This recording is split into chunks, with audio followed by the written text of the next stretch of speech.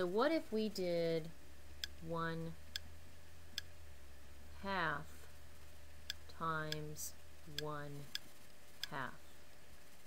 Could we think about that problem the same way we thought of 3 1/2s? Basically, we just need to think about, okay, we're talking about it, let's say our whole is the circle, and our half is half of the circle, okay? So I'm still going to have the same sort of image to represent my half. If that almost looks like a quarter, but that's a half. I'll make sure we know that's a half. If I were to think about what is it to mean that we have a half, come on, pen, a half of a group of half. Well, first of all, I need to imagine that my half would be this, but I want a half of a group of that half. So that means I'm going to have to split this thing in half. So a half of a half is going to end up being a fourth, because if I imagine what this, I'm going to color it in for you, what this little piece is here, that is, very crudely, this part right here of the circle, okay? So if just kind of thinking about what does it mean to have a half of a group of half, I can see that I would end up with 1/4. Now, if you use the way your algebraic method of solving 1/2 times 1/2, you know that you would have to multiply across the top and multiply across the bottom. And when you do that, you end up with 1 times 1 is 1, and 2 times 2 is 4. Okay, and you do end up with the same answer that you end up down here. Alright, so I'm going to give you some problems to work on this week that allow you to practice drawing out what does it mean to multiply fractions. And I really want you to think about these two examples that I've just given you and see if you can find your own way of representing them. It doesn't have to be with circles and parts of circles. It can be with squares, it can be with stars, it can be with triangles, whatever. But, you know, try your best to come up with an image that's easier for you to split up into parts, so you can see that they're nice even parts.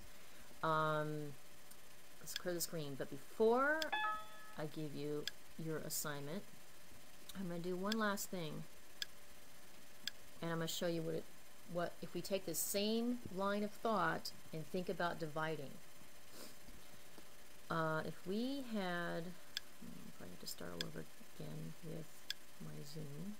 Yep. Why it redoes that every time. Okay, so if we have, let's start with just whole numbers, the idea of dividing with whole numbers. We know this equals 2 algebraically. That's pretty easy. Why does it equal 2 algebraically? Let's show that pictorially. If we're taking 4 wholes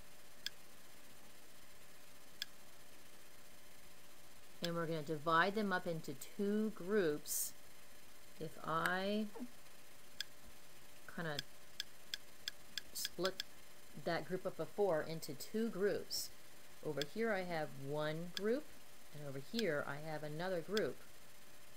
I do indeed end up with 2 groups, okay? And that's why the answer is 2. But what does it mean to do, come on, pen. What does it mean to do 4 divided by a half? Oh, sorry, I clicked the button again. 4 divided by a half. What would that mean? Come on, pen. Sorry, the software is a little slow. Okay. What you have been taught most likely is this idea that you can flip and multiply to figure out what you do, what the answer is for 4 divided by a half. If you flip and multiply, I'm going to draw a line down the screen here. If you flip and multiply, you would have the 4 stays the same. The second number in the problem is what you're flipping. And when you flip, you change the operation from division to multiplication. If we're going to flip this, we're going to end up with 2 over 1, which we know, we should know by now. If not, we'll review this in class some more, that 2 divided by 1 is the same thing as 2. So if I rewrite the problem, I would get 4 times 2, which then equals 8. Okay, what I'd like, okay, so then I'm debating whether I should tell you how to do this one or have you try and figure it out. I'm going to have you try and figure this out.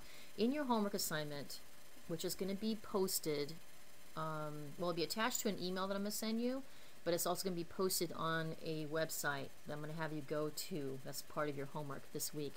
I want you to get familiar with this website because I'll be posting all of my correspondence with the parents and the students, and all the homework assignments and all the grading will be posted in this website, and everyone can access it because you'll have your own login number with your own email address. That's why I needed email addresses from you in the beginning. So I'm going to send information about how to log into this website. The step 1 of your homework is to get familiar with the website and understand how it works. Click on all the links, read everything, review everything you can see within your website. Then the second thing is take a look at the homework assignment that I will send you through email as an attachment just in case the website doesn't work for you, but I will also be a link in the website.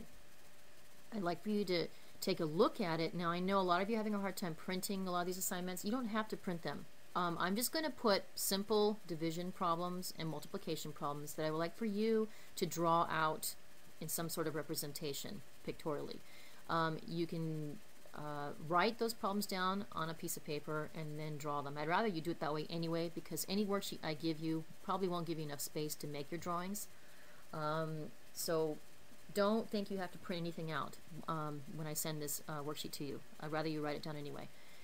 So those are the 2 things I'd like for you to do this week. Now, I'll probably give you about 10 problems, and I really want you to put some good thought into this and be thinking about what is your whole, what are the parts of your whole, and how can you take a problem like this one, which I'm not finishing on purpose for you, 4 divided by a half, and how can you show that it does indeed equal 8?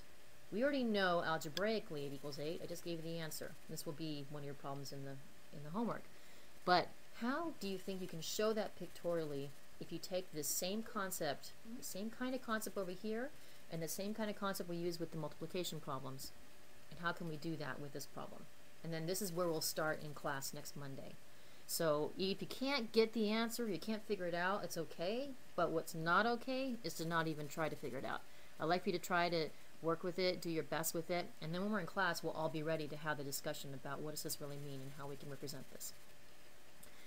Okay, so that's it for this first video. I'm hoping this works for everybody. Please email me or call me or text me if you have any questions or something's not working with you technologically. I think this is going to be the best way to be able to make up for that missed lesson that we're not getting on Wednesdays until we get moved back into the building. So I'm hoping this will work. So let me know if it doesn't.